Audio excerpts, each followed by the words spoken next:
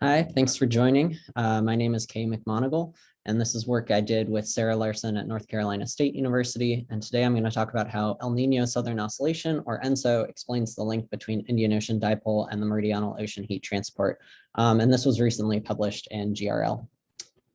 Okay, so generally speaking, in the Indian Ocean, we expect that variability is going to be strongly related to ENSO. But we also know that other modes of variability exist, particularly modes of internal variability.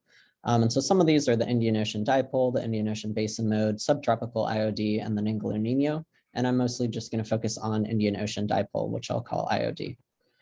And if we look at a composite of IOD, what we see is something that looks like this. This is coming from a model. And so during a positive IOD event, there's warm sea surface temperatures towards the west of the Indian Ocean and cool sea surface temperatures in the east, and some associated wind stress pattern. But if you look in the Pacific, we can clearly see that ENSO is present in this composite. And so it's difficult, generally speaking, to separate these modes out from ENSO because ENSO is so dominant and because some of these modes are correlated with ENSO. And in the observational record, this is especially difficult because they tend to be short. So instead, we can do this with long model runs. But we're still left with the question of how do we decide what is ENSO? So some ways you could do this are through linear regression, so linearly regressing out something like the Nino 3.4 index. But this ignores the fact that there are non-linearities. And another thing you could try to do is to filter. But this is difficult because ENSO can project onto lower frequencies. And then also some of these other modes of Indian Ocean variability exist on the same time scale as ENSO. So you might end up filtering out some of the signal that you're interested in. And this question is especially relevant when we think about the recent 2019 IOD event, which was a really large IOD event that occurred without an El Nino at the same time. So if we look at the SST composite in October of 2019, we see something similar to what I showed before, where we have warm sea surface temperatures in the west, cool sea surface temperatures in the east. But if you look across the Pacific, clearly there's not an El Nino occurring at the same time.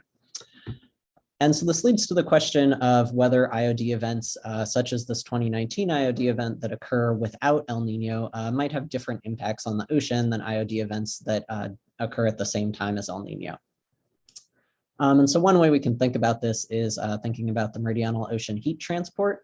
And so in this paper by Sun et al. 2014, they looked at heat transport anomalies as a function of latitude, and they did composites from IOD positive years within a reanalysis.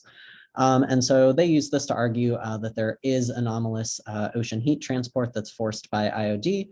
But if you look at these various years that go into their composite, quite a few of these are El Nino years, and this really large amplitude anomaly year is 1997, which we also know was a really strong El Nino year.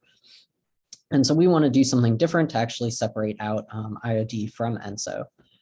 And so what we do is within the model framework of CESM1 CAM4, we're going to look at two different experiments.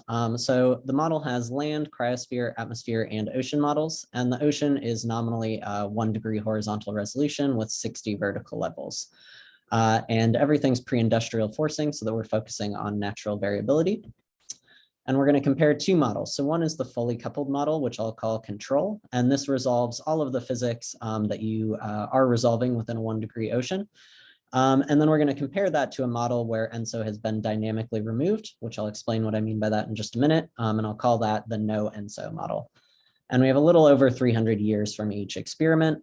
So we have enough events to get really robust statistics. Okay, so when I say that we dynamically removed ENSO, what I mean is within the coupler, so where in the model the atmosphere and the ocean are exchanging data, we overwrite the time varying wind stress with a climatology wind stress taken from the fully coupled run. And we apply this across the tropical Pacific in this region shown here. And we do have a small buffer zone to avoid anomalous wind stress curl signals. And by doing this, it destroys the Bjerknes feedback. And so since the ocean and the atmosphere aren't coupled within the tropical Pacific, ENSO events cannot develop. And this removes both the direct and the indirect effects of ENSO. So you can imagine, for example, if ENSO leads to an anomalous sea surface temperature in some region, and then that sea surface temperature anomaly forces the atmosphere in some way, that would be kind of an indirect effect, and that would be removed by this method. And for instance, compared to pacemaker experiments, some advantages of this setup is that we maintain the thermodynamic coupling, and we're also going to have anomalous heat transported by the Indonesian through flow. So we can have heat transport anomalies forced either through this kind of ocean tunnel ITF route or through the atmospheric bridge kind of atmospheric route. So first, we can confirm that ENSO has been removed within the model. So this is a power spectra of the Nino 3.4 index in each experiment.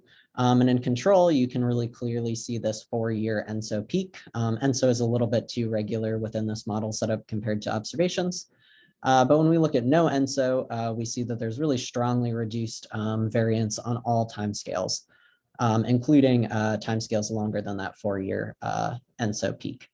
It is important to note there's still some variability in tropical Pacific SST in the no ENSO run, but it's thermally forced and it's generally much, much smaller than in the control run. And then next we can take a look at what IOD looks like in these two models. First, most importantly, even after you remove ENSO, IOD still exists. So we can see the colors here are sea surface temperature and the quivers are the wind stress. And there's something that looks like IOD in both of these models. There are some differences, which I'll come back to later. But one big difference you can see is that in no ENSO, we don't have that Pacific signal because there no longer are ENSO events. We do see that there's a reduction in the number of IOD events as well, so about a 20% reduction. And this suggests that within this model, at least, some IOD events are ENSO forced, but most are not.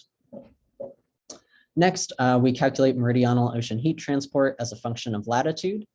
And we can plot the time mean to see what it looks like. So on the y-axis is latitude, x-axis is the meridional heat transport in petawatts. And this blue and black line are our experiments. The gray line is an estimate from reanalyses, and the black dots are direct observational estimates. And what we see is there's reasonable agreement to the very limited observations. But most importantly, the mean state in both of the experiments are very similar to each other.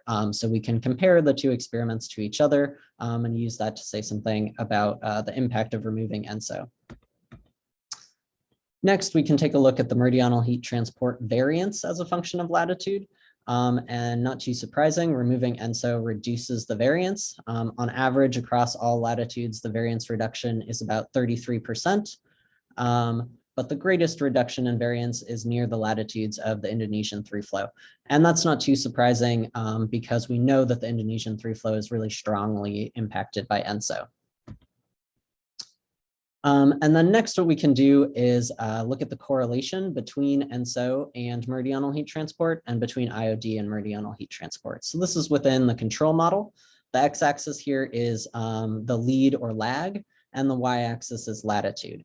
And so you can see that there's, and the stippling here is statistically significant correlations. So pretty clearly, there's a strong relationship between ENSO and meridional heat transport, with ENSO leading by a couple of months. And this has also been shown in some observational work. And then if you do the same correlation between meridional heat transport and IOD, what you see is a little bit weaker correlation, but definitely still statistically significant correlations across the whole South Indian Ocean, and then maybe a little bit of a negative correlation in the North Indian Ocean. But interestingly, if we calculate that same correlation between meridional heat transport and IOD in the no ENSO experiment, almost all of those statistically significant correlations disappear. Maybe there's still a little bit of a positive correlation between the equator and about 15 degrees south, but this basin-wide signal disappears and the correlations are much lower. And these correlations were calculated over all months. So we want to make sure that this holds in different times of the year, because we know IOD is mostly active in August, September, October, November.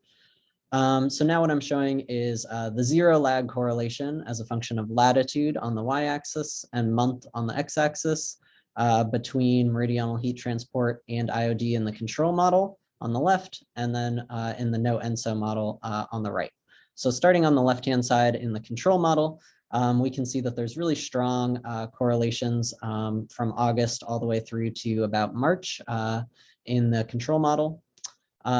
In the no ENSO model, there are some statistically significant correlations, but they're really limited by latitude and by time of year.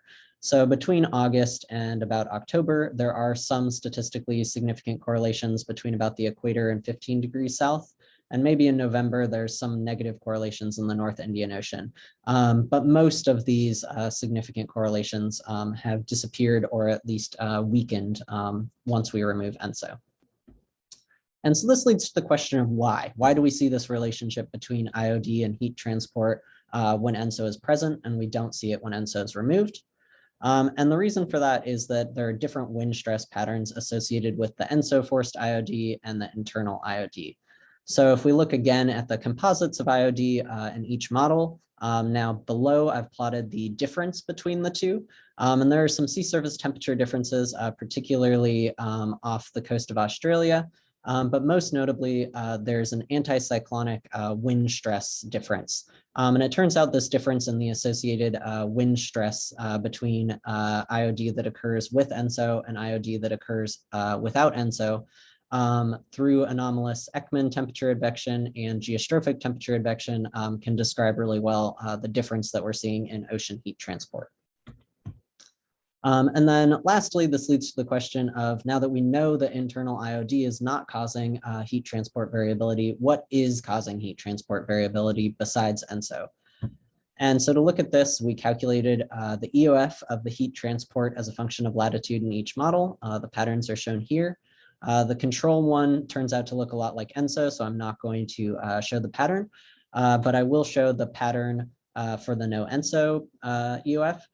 So we regress the principal component time series onto sea level pressure and 500 millibar height, which is shown in C, and then onto sea surface temperature and wind stress, which is shown in panel D. And what we see is something that looks like barotropic internal atmospheric variability.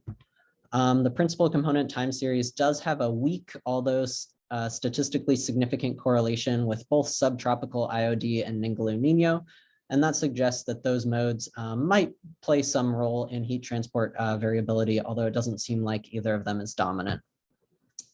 And so in conclusion, we find that internally driven IOD does not cause large-scale anomalies in Indian Ocean heat transport. However, there is an apparent relationship if you use composites, particularly over the historical record, because ENSO can force both IOD and heat transport. And ENSO forced IOD and internally generated IOD have different associated wind stress patterns and thus different impacts on the ocean. And we showed that specifically with heat transport, but I think that this might have some implications, for instance, for things like upwelling or ecosystem impacts of IOD, which might be different whether the IOD event occurs with ENSO or without it. And generally speaking, if we think of the ENSO forced IOD as having higher predictability, those are going to be the events that have more impact on the ocean, while internal IOD, which we would think of as having lower predictability, has more limited impacts. And so in terms of potential predictability, this is really an ideal situation where the higher impact events also have higher predictability.